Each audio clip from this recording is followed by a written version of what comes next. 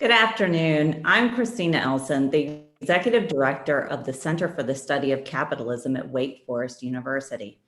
Thank you for joining us today for this discussion. This is one of a series about the future of capitalism. If you'd like to learn more about these conversations, please go to capitalism.wfu.edu, where you'll also find links to join our social media community. Today's topic is the end of brand neutrality, how to be good corporate citizens in an age of civil unrest. I'm joined by Richard Levick Esquire, the chairman and CEO of Levick, an award-winning global communications firm. And I'm pleased to announce that Richard has joined the Center for the Study of Capitalism as an executive affiliate and will be teaching in the Wake Forest Law School. Welcome, Richard. Thank you very much, Christina. Good to see you. With us is Martin Lindstrom, one of the world's foremost business and culture transformation experts. Martin's best-selling books, such as Biology, are fascinating journeys into the minds of consumers and what really propels decision-making. Welcome, Martin. Thank you for inviting me. So today we want to talk about two broad themes. The first is around the concept of why brands can't be neutral anymore and what challenges they face in building not only a brand that stands for something, but also an authentic culture. And second, I'd like to talk a little bit about the ability of brands to substantially innovate in the face of economic uncertainty and corporate bureaucracy, and where free market creative destruction fits into all of this. So, Martin, let me ask you, you have said that customers will never love a company until the employees love it first. And we've been reading that many employees in many companies, it turns out, think that they could work in a maybe more diverse place or a place that places higher values on meritocracy. For a company's brand and the relationship with the consumer, why does this matter so much now? I think there's two sides to this story, Christina. I think the first thing is really that my dad, he passed away sadly a year ago, but he said to me while he was lying in bed, sounds like one of these stories, right? But he said to me when I asked him, what have you regretted? He said, I regret that I worked at the same company for 27 years. I think it's fair to say that the millennials today do not want to work in companies for a very long period of time. They just can't see themselves working in an organization with a lot of bureaucracy and being stamped for life. It's just like not in their lifespan. So I think what they're going to say is, I want to work in an organization where I can see myself and I can see that I'm getting a joint purpose together with other people and creating a sense of belonging. And if you don't deliver that as a company, I think you're out of the game. So companies increasingly need to justify why you're working with us, because to sell products with a lot of chemicals in it, or things which are making people die or become addicted or whatever it is just not appealing for this generation, which is, I think, is great news. So on one hand, you need to have a clear purpose and you need to be authentic. And I need to be able to mirror myself in that company and say, do I really want to invest my valuable time in this company and go to work every day for 8 or 10 hours or whatever it is? So that's one side of the story. The other side of the story, Christina, is really more controversial, because I think global brands are dead, to be honest. And I'm saying that as a branding guy, really, from origin. And what do I mean about that? I don't believe that consumers in the future will buy a universal brand which are exactly the same around the world. Why is that? Because we want to celebrate our individuality. We want to celebrate what I stand for in my local community. I just can't imagine myself looking the same way as they do in China and Russia. It just doesn't fit into my world.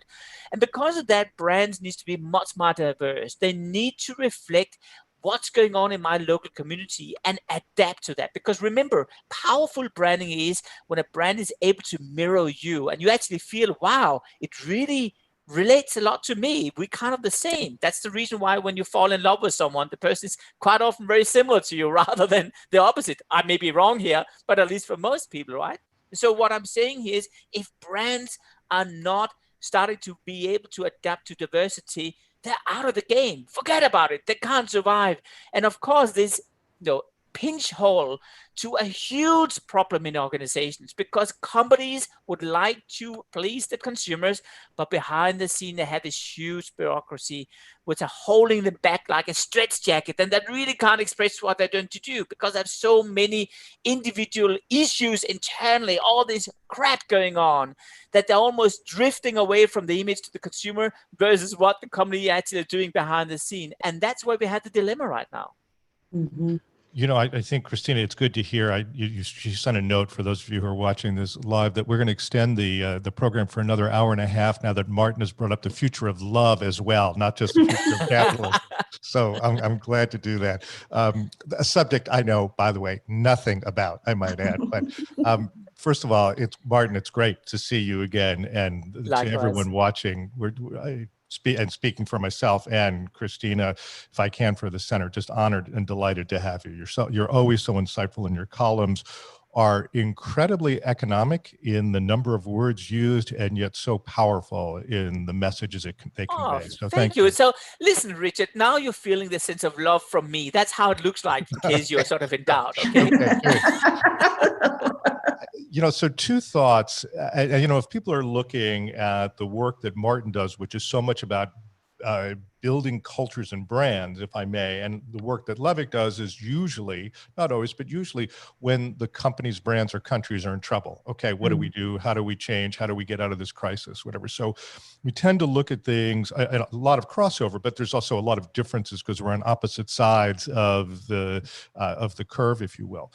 I think one that everything Martin said is of course right, but from an American perspective, and Martin, you're on the plane normally in non-pandemic days, 300 days a year or so.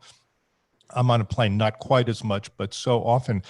And as people who are traveling around the world and spending a lot of time in Asia, Europe, the Middle East, to look at American sense of diversity, it's really narrow. It's a really narrow sense of diversity. And so I think for all of us, including those who are pushing for more diversity, and we can get to this later in the conversation, are going to have to look in the mirror too and see, well, we have to think more diversely ourselves. We're not just victims, but we're also leaders. And how do we do that? How do we foster change, but in ways that embraces everyone and diverse thought? And that's, big subjects and for further in the conversation. The other is, even before the pandemic, even before the Black Lives Matter movement, I've been saying for the last few years, in 40 years of doing communications, some form of crisis and public affairs communications, it's never been like this. We are in an extraordinary revolution. Things move with such great speed. There is extraordinary transparency, and trust is at an almost all-time low. It is certainly past the apex of the 68 to 1972 period of the anti-Vietnam War period, and it's approaching the 1856 to 1864 period. For those of who weren't around like me, through the Civil War.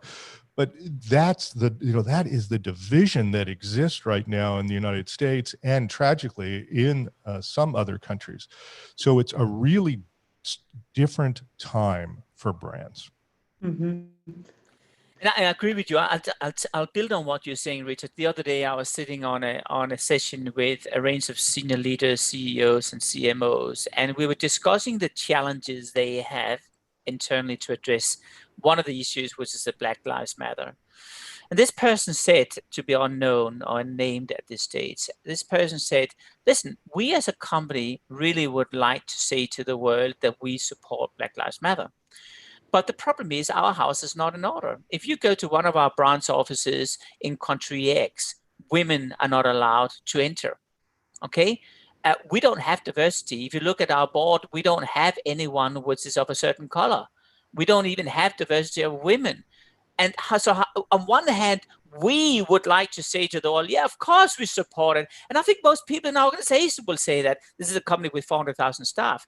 But the reality is they don't have their house in order. And I think the issue right now is companies need to wake up and realize that if you don't get the house in order right now, then you have a huge problem. And I think the problem is I always see things in a positive light. I actually believe that COVID-19 is the wake-up call where we clean up our acts. And when we go back to work, we don't go back to work because that means I'm going back to the default behavior of the past. We go forward to work, right? And that means we should have learned something for this. And I can tell you there's some companies we're working with which have fundamentally changed the entire business model after all this stuff. It's crazy. They literally have transformed in 2 months what will take them 2 years to do in the past. And then there's those stupid companies, if you ask me, which did not get the message at all. They're just sitting, waiting for this to get over with it so we can go back to normal. And that's where I think we are having a huge separation happening now. I'm not sure what your view is on this, but that's certainly my view of how we see this split happening right now. Yeah, I was going to, Martin, just ask you to elaborate on a couple of points you made. One is the idea of individuals and culture. So my training is an anthropologist. So I have a PhD in anthropology and did a lot of field work, in many places in the world. And the idea of culture and individuals is very complex and how it changes over time. And when we're talking about building an organization that both recognizes the individuality and diversity of many, many thousands of people, when we're talking about these huge companies, we're talking, as you just said, at tens of thousands of people, and at the same time wants to build a culture and a brand that has enough specificity in it.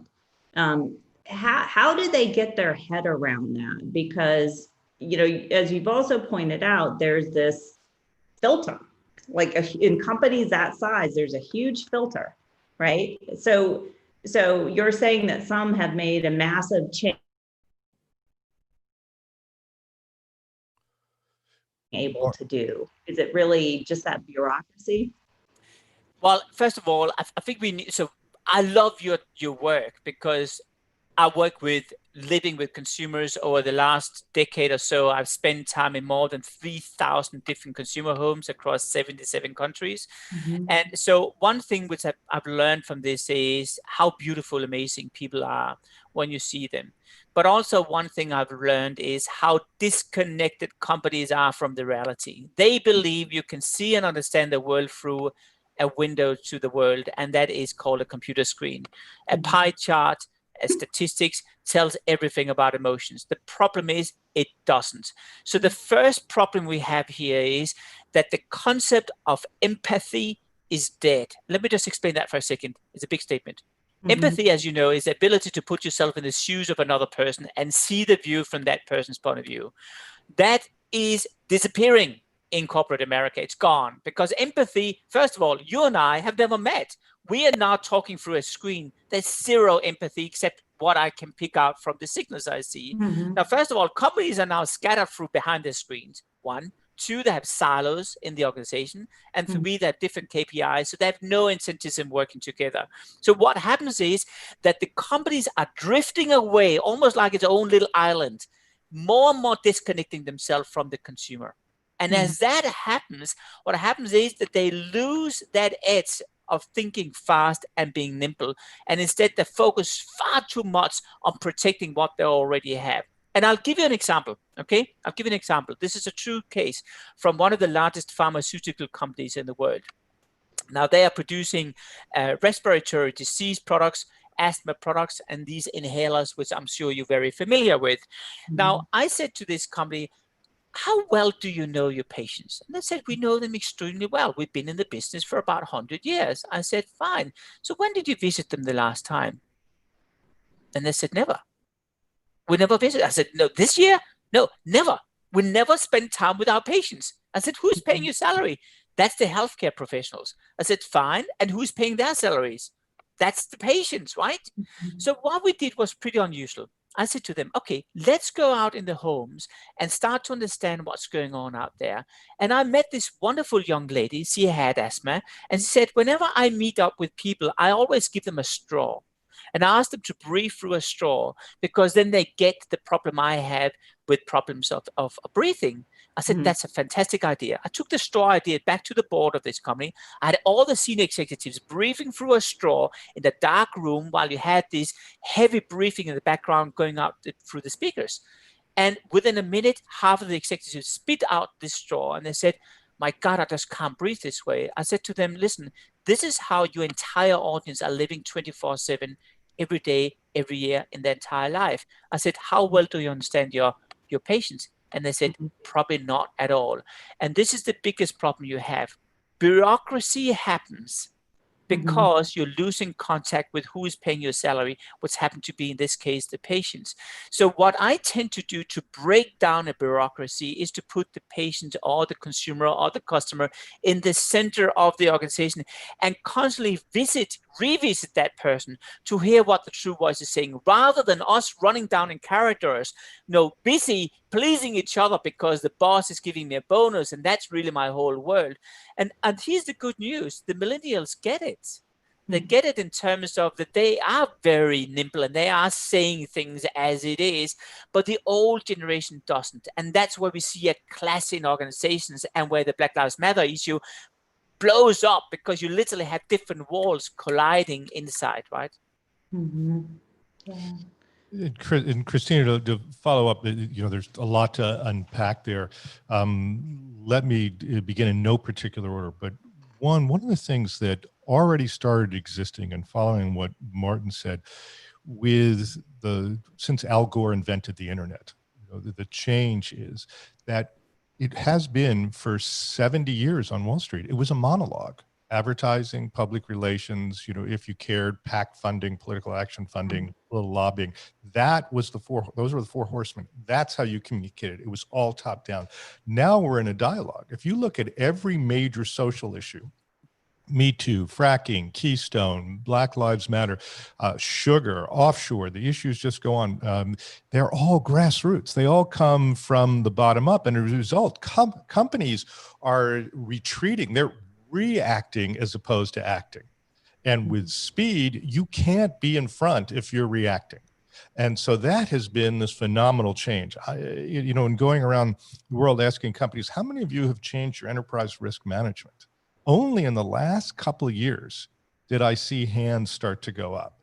And it's really hard to be prepared for the future if your enterprise risk management is based on looking in the rearview mirror rather than the windshield. Two, to what Martin said, the older the company, the harder it is to change. And I would bifurcate companies into those who don't want to change because neither the pandemic nor the Black Lives Matter movement encourages them to, and those that want to, that are afraid. So many conversations we've had over the last month or so since the George Floyd murder is, we want to do the right thing. It's the name of the event, but we don't know how. And one of the reasons they don't know how is exactly what Martin is saying. When you pull back the covers, well, look what we did 100 years ago. That's not going to reflect very well. It was fine then, or it was perceived as fine then. Look what we did 50 years ago. So there's this real fear. And when we talk about an age of transparency, it means that you have to have the courage to say that not only are we going to do the right thing, but we will take responsibility for what we did in the past. We'll be transparent about it and we'll take the pain. But as a result, we will not have anything in our closet anymore and we'll be able to move forward. But it takes that bump. That's a real challenge. And then I think three, we are at a historical crossroads. For any company, to Martin's frustration, who is in that we don't even want to change, let alone we don't know how. Understand that what we've seen in the last month, between 15 and 26 million Americans took to the streets in protest in a new civil rights movement. 15 to 26 million, and even if, and because crowd estimates are notoriously incorrect, they are at 2 or 3 or 4x, it's still 7 million people at its minimum, which dwarfs the civil rights protest of the 60s. During the Vietnam War protest, we were so proud because on one day at its apex, there were 2 million people in the streets.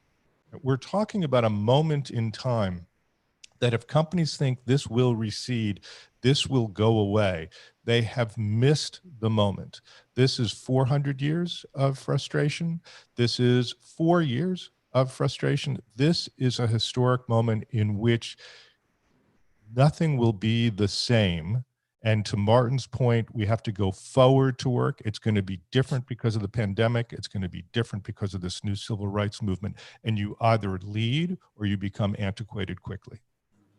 So it sounds like you're advocating, Martin, you're both advocating the idea that, it may not be that pretty, and the older a company is, maybe the less pretty it is when you pull back the covers and you just become as transparent as possible. But in a sense, the trust right now in corporate America is so low, not to mention the trust in government and the trust in media, but it's so low that the expectations also are very low. And so, instead of sitting and faffing around about why not, why should I do this? Should I not do this? Should I wait and fix some things and then do it? Are you saying just, it's time to rip off the Band-Aid and be really authentic about what you're doing? And people recognize that a lot of places are starting from a very low point, really. Well, Christina, it's a very good question. I want to share with you a playbook I typically use right now, which can perhaps help companies if anyone is listening on this topic. And the first thing I think which is important to say is that I was on a roundtable the other day with a couple of other CEOs, and they said to me, right now we're jumping from a crisis to another crisis. We never tried it before. And that means when we build our brand, we normally would have a break and we'll say, okay, here is some media silence allowing us to go out with a message. Well, that's not the case anymore. There is no silence. So they will have to become comfortable to build their brand and their loyalty with customers through an ongoing, never-ending crisis. Now, no brand has ever done that before to this degree. So this is a change of mindset and the way you plan things, because you cannot plan things for silence anymore. That's the first thing. The second thing is companies need to get their values in order and the purpose in order. I mean, in the good old days, you would go into a reception and it would have a plaque on the wall and it would have a beautiful brand vision or purpose of it, and it would be absolutely utterly useless if you ask me, because it would have no punch, no ads, and will not stand for anything but saying we want to make our shareholders happy. Now that doesn't work today, sorry guys. What works today is it is a strong purpose which makes employees stick together, create a sense of belonging, and reconnect with the consumer. And that has to have an edge. And then you need to look at the core values. And a core value is not we want to have the best quality and best service and we want to be worldwide. It does not work. It needs to have something with an edge. So the first thing I always ask companies to do now is to go back to your values and say to them, hey, do they have an edge? Or is it time for you to re-look at those? Once you've done that, and this is what's so smart about values. I didn't believe in values 20 years ago. I do that today because they also give you a forward-looking mandate to do whatever you will once you locked it in. But you don't have to go back to the board and reconvene and have and accept the mandate because you already have it. So if I have a mandate which is saying we believe in an edge of thinking about the life or the world, then I can use it now. And so here's my message. You need to develop these values. And then when the crisis happen, and this is Richard's domain, but so I'm going to sneak into your domain, Richard, and really, really quickly pull out again. But what I would say is happening is I see there's 3 different layers. The first layer is you look around and you say, hey, what's going on right now with Black Lives Matters? Does any of that resonate with our portfolio of values? Or is it completely off? If it's completely off, shut up. Get your house in order, but don't go out and try to piggyback on the news to get some halo effect, because it is not authentic. Level 2 is where you say, okay, we actually have some stuff here which actually is very much aligned with it. Let's change some of the things in our organization. Let's try to communicate around it because it fits with our core values. We are authentic.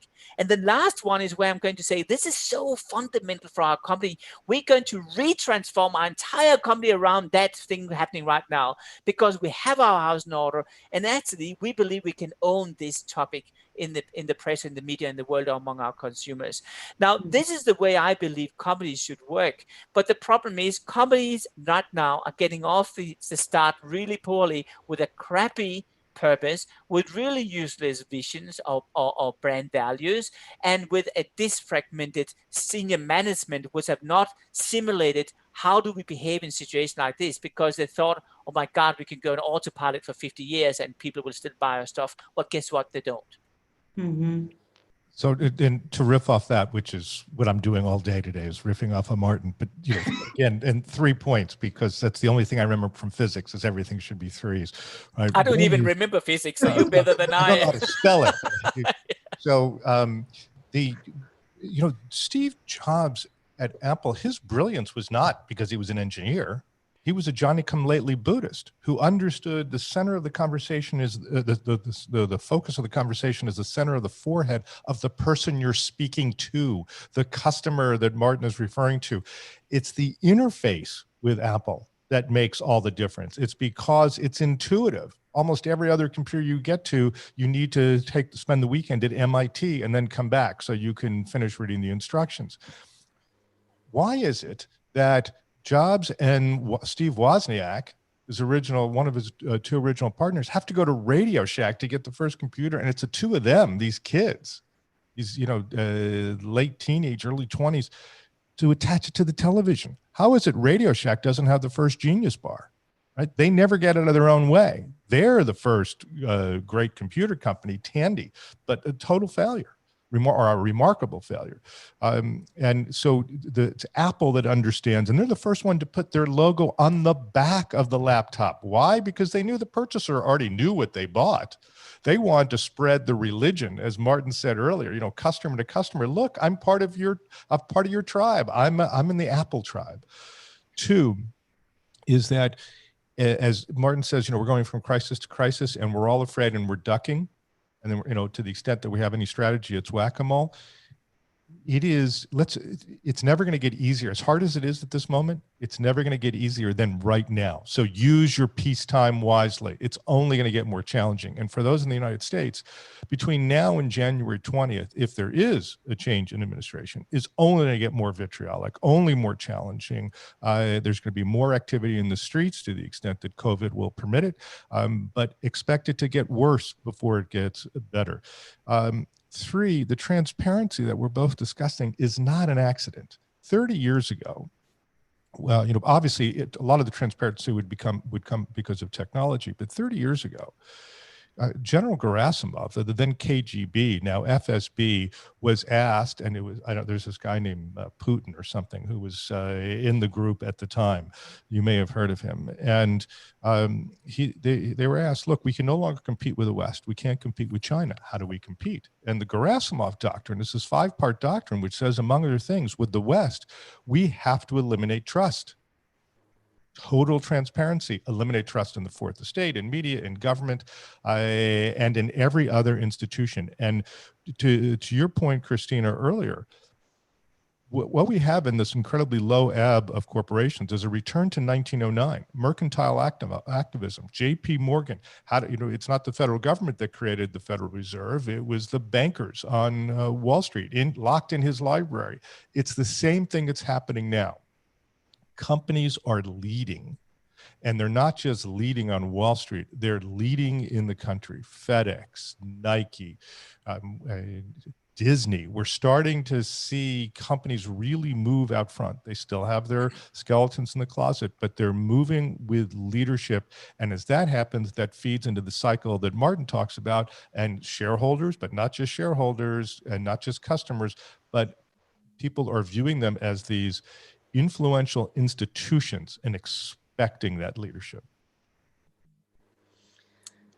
Yeah, I see that, a lot of the virtue versus values, right? So to earlier points that you all made, right now we're also going through a real discussion of the virtues of different companies, whereas what you're focusing on is how can a company define and share values, right? So clearly there's a lot of areas, perhaps industries more so than others, that have jumped on the Black Lives Matter conversation and maybe not thought through so carefully, how they were expressing themselves. And that came across as not particularly virtuous, right? And they may not have bad values, or maybe their values are a work in progress, like everybody. We're all a work in progress, right?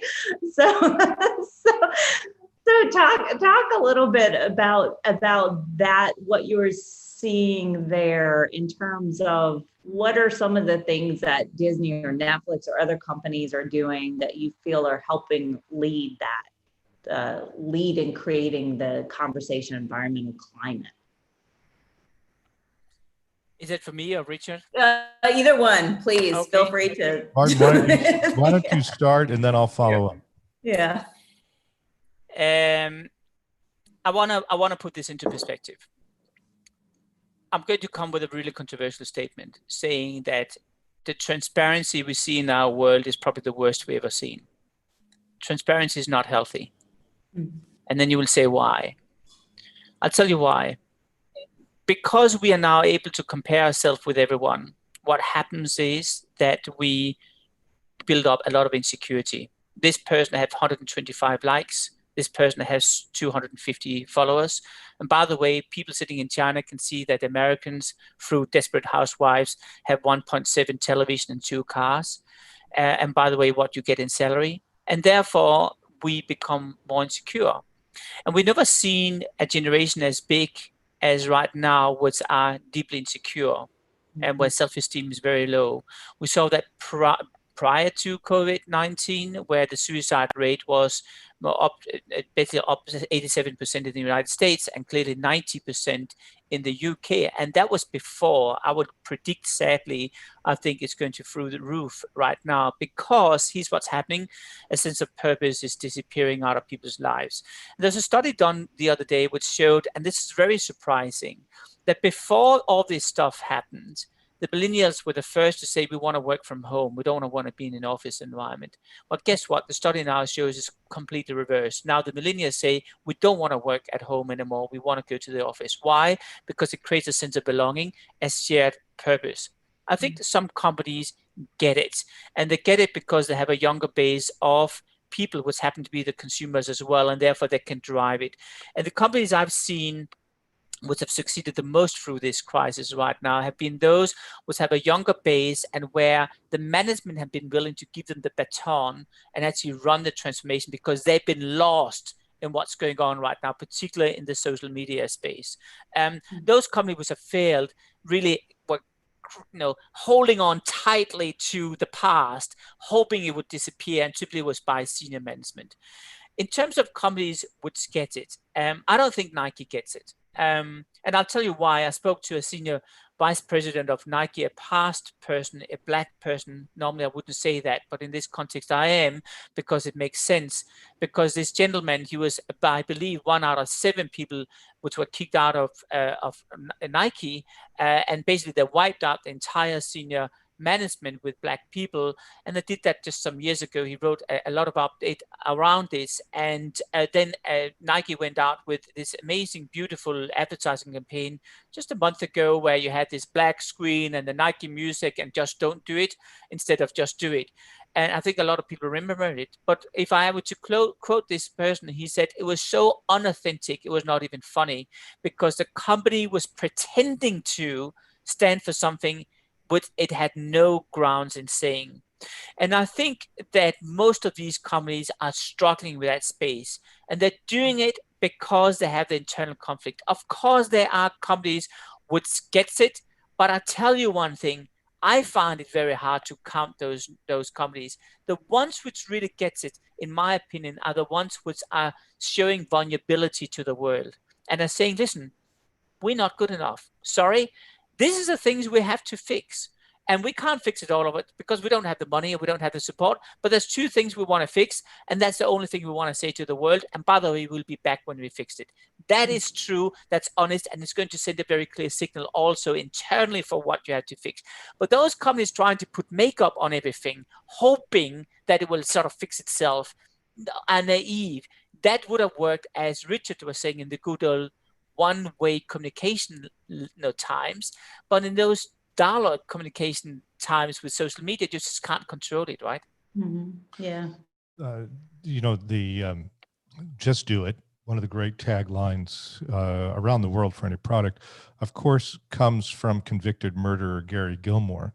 After Nike had spent millions on not on Martin, but on another brand consultancy. What an error they made! But leadership did not like the taglines, and so the CEO of Nike at the time was reading the book on Gary Gilmore, who was executed by firing squad. And by coincidence, he was at the part of the book where Gary Gilmore gave his last words when asked if he wanted a blindfold, and he said, "Let's just do this thing." And hence was born, just do it. Just do it. So its birth is in this incredibly odd place to begin with. But having said that, I also think Martin raises a brilliant point about this era of transparency. Teen suicides are up. Why? In part because young people have a hard time distinguishing between what they see online and real life. And if someone has traveled overseas pre-COVID, they view their own life as wanting in an age where it wouldn't have been so obvious before. There was a poem in the 70s that was a top 10 hit for a while, Desiderata, and there's a line in it which says, never judge others because there are always those who are greater and lesser than ourselves. And for a while, it was a mantra of the 70s, but it's lost now 50 years later. Mm-hmm. And since Martin spoke about his late father, I will speak about mine, who as a child always turned to my sister and me, and as we would drive past a big house, what I would say is, never envy others because you have no idea what happens behind closed doors. What happens behind closed doors? But now we think we do. So it's a much more challenging time. And the emotional issues, as Martin says, we want to work from home. We want to work from home. Well, now that we've got it, maybe not. We've lost our sense of belonging, of course. So one of the things that's true for all of us is that we have to maintain our humility. We have to understand that not only are the companies unfinished, not only are the three of us unfinished works, but all of us are unfinished. And the meanest place on the planet is Twitter. And the self-righteousness is drunk by the gallon. And everyone wants transparency except for themselves. So let's quote Hillel now, the great philosopher, Jewish philosopher of 2,000 years ago, 2,500 years ago, and that is that do unto others, right, as we want to do ourselves. And that should be true when we are looking at the statues of the past. And many do need to be taken down, but we also need to do it with order. We need to do it through a system of laws and justice, because we too will find ourselves on the wrong side of either power or issues, and we want due process throughout all this. Having said that, I think that there are a number of things that companies can do. And I don't know if you want to get to those right now, but before we close, Christina, I've made a list of about 13 things that companies can do besides listen to Martin and me pontificate endlessly. I thought I'd provide a few specifics as well.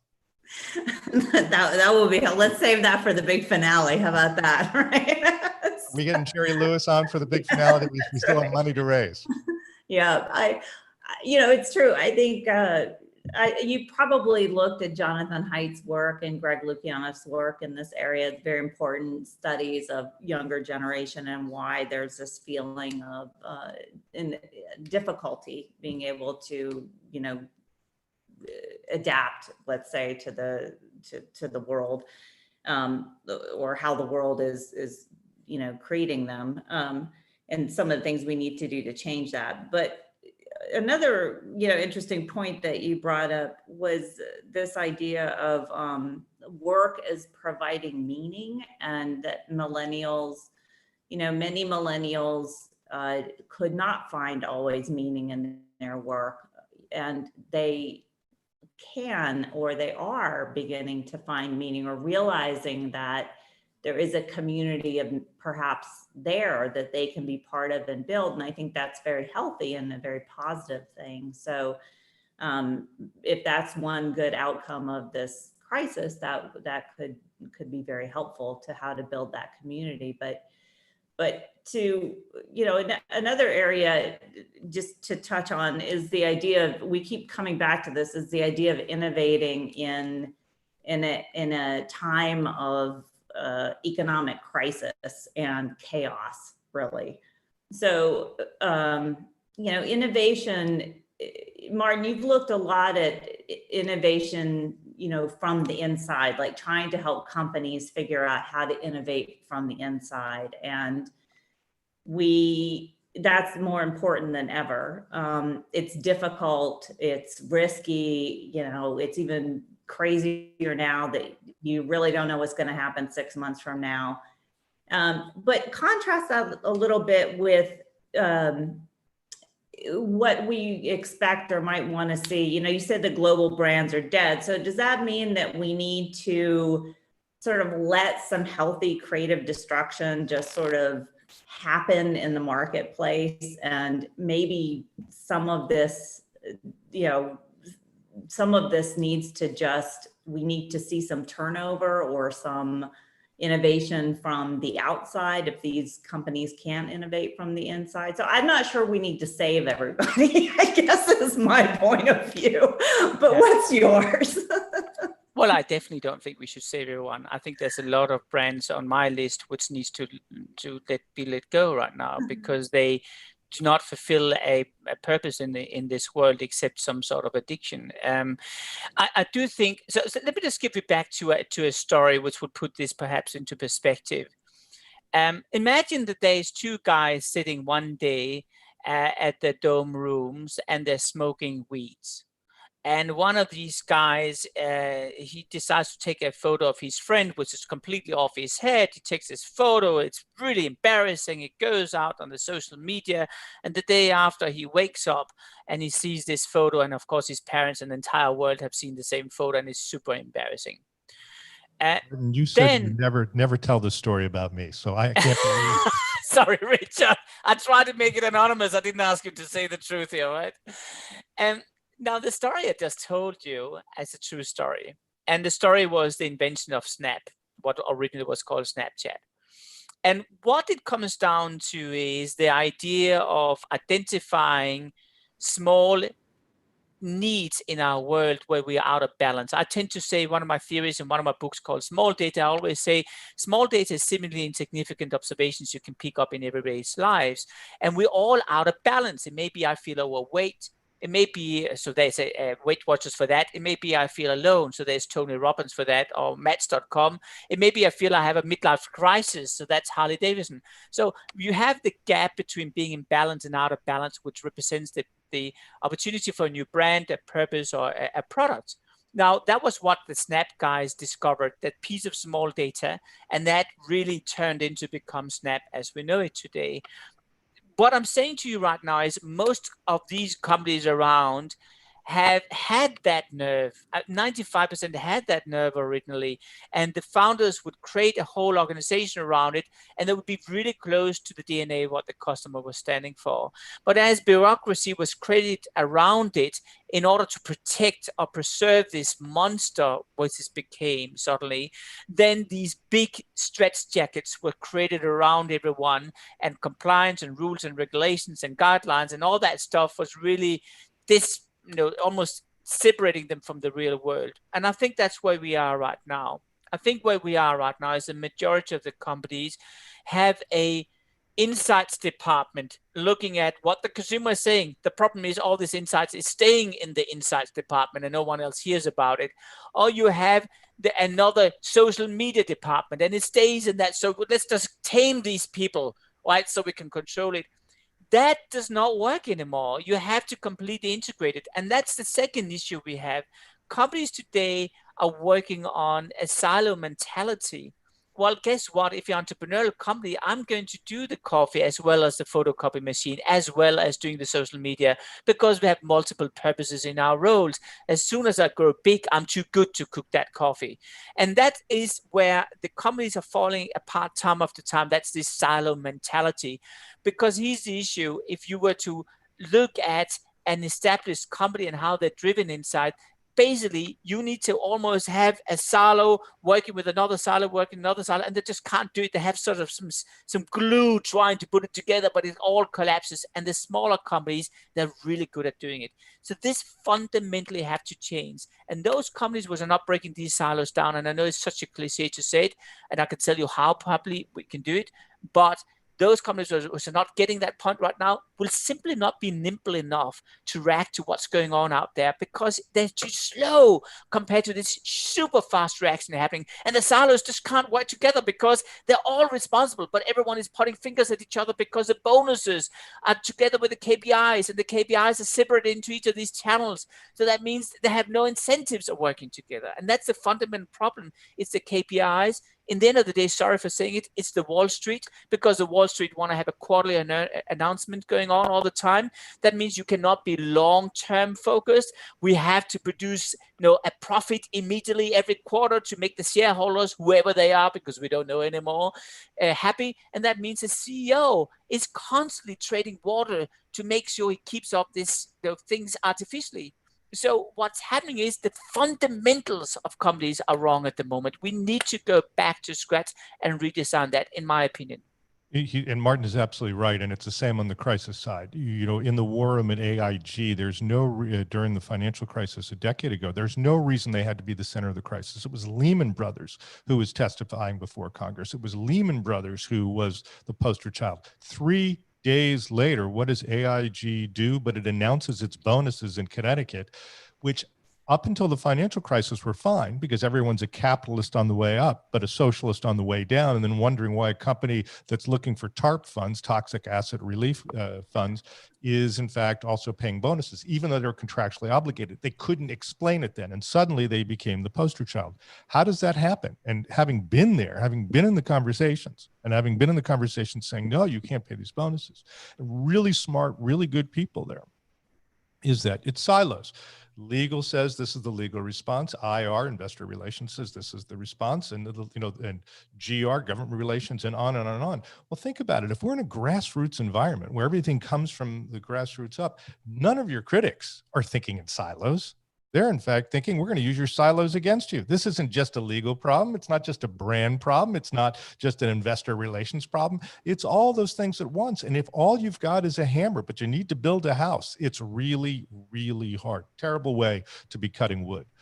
So Martin is absolutely right. I think in terms of things that companies can do, and one thing that we can do right away, to quote another great book author, Simon Sinek, start with a why. If you're talking to anyone in your charge, it's an opportunity to be a mentor. When you give an assignment, it's not please do this by then. It's here's why. This is why this is important. Once people understand the why, it may not create diversity. It may not create full empowerment, but it's the beginning. It's the first step on the path that helps them not only learn, but have this bigger vision of why, what my important role, talk about belonging. This is why this list or this research is so critically important to the mission. So we're going to have to start wrapping up. So Richard, we definitely want to end on a positive note with positive things that. So that's why you're going to ask this question of Martin. Positive things that companies can do. So let's talk about that, Richard. Let's start with you. What are some things that you had on your list of? So one, do your analytics, understand where the market is going. And I know that Martin has been critical of Nike, and there may be some hypocrisy here, but the Colin Kaepernick campaign, the fact that Nike took on the NFL and won one of the most powerful groups of businesses or business in the world, one of the most powerful brands, and they took them on and they won in their territory. So do your analytics, know where your market is going. 2, have the courage to stay the course. Nike knew they were going to be heavily criticized, and they were, but they stayed the course. They believed in where they were going. And within approximately a week to 10 days, it turned. And after a year and a quarter, what do we see? 10% increase in bottom line overall, company-wide, a multi-billion-dollar increase for the company. So the courage to stay the course. Most of the time, people are petrified of criticism. 3, boycotts don't have anywhere near the power they did the 4 decades ago with the great boycotts when they were new and it got an extraordinary amount of media attention. Everyone says now, oh, we're going to boycott NASCAR. So what? NASCAR is doing the right thing and it's moving forward because a boycott, people are not marching with their feet. They're just shouting on Twitter, which is the least form of social engagement, which gets us to the next thing. You need to track social media. Twitter is the meanest place on earth, as I mentioned, but you need to track it and find out, is it really growing? Is it building momentum, or is it just people shouting? And if it's moving in the wrong direction, where do you want to be? Do you want to stand for the right thing? Next, it's be consistent. We saw Disney and AT&T right after the battle at Lafayette Square, say and do great things. But then people pointed out, well, Disney, how come you're still advertising on Tucker Carlson on Fox, who is feeding the president of the United States a lot of his racist dogma? AT&T, why are you the 5th largest funder of Tom Cotton, who in fact encouraged and supported with that famous op-ed in the New York Times a couple of days later, the battle at Lafayette Square? So companies need to be consistent all the way through. As Martin says, you cannot put lipstick on this and think that's enough. Next, you need to look at your political contributions. You need to look at your CSR. Too often people do CSR, companies do CSR, corporate social responsibility, based on what they think is good and what they feel, but you need to look at it and do an audit and say, where are we going as a company? What are the things that have a strategic purpose, not just a philanthropic one? Think diversely. If you look at United 3 years ago with the Dr. Dow incident, where he was defenestrated off the plane with the Chicago Transit Authority, pulled him off the plane. It's caught by two cell phones catching on video. By Wednesday of that week, it happened on a Sunday night, by Wednesday of that week, 20 million Chinese were downloading the video per hour. And even though Dr. Dow is Vietnamese, and the Chinese saw it as clearly anti-Asian bias. And the reason why that's so important is United was the most important expansion market for United for the last 30 years. So in 3 days, 72 hours, they had sacrificed that market. There's so many mistakes they made along the way. And Oscar Munoz, a former client, the head of United, is traditionally so great in crises. But how do you miss that? You miss that if you're not thinking diversely. You have to be thinking at all levels diversely, and you have to be thinking globally. And that requires both having a lot of people in your company who can help you think globally, but it also means that as individuals, only 16% of Americans have passports. When we can travel again, do it. See the world differently. Don't be symbolic. Historically, companies have been able to say, look at this advertisement or look at this diverse hire, and held it up as if that in itself was diversity. It's not. You have to, as you say, be authentic. A company that's famous for not being authentic, Facebook, right? Oh, we're not perfect. We're still working on it. Thanks, Mr. Zuckerberg, but we've been hearing that for, I think, since the Carter administration.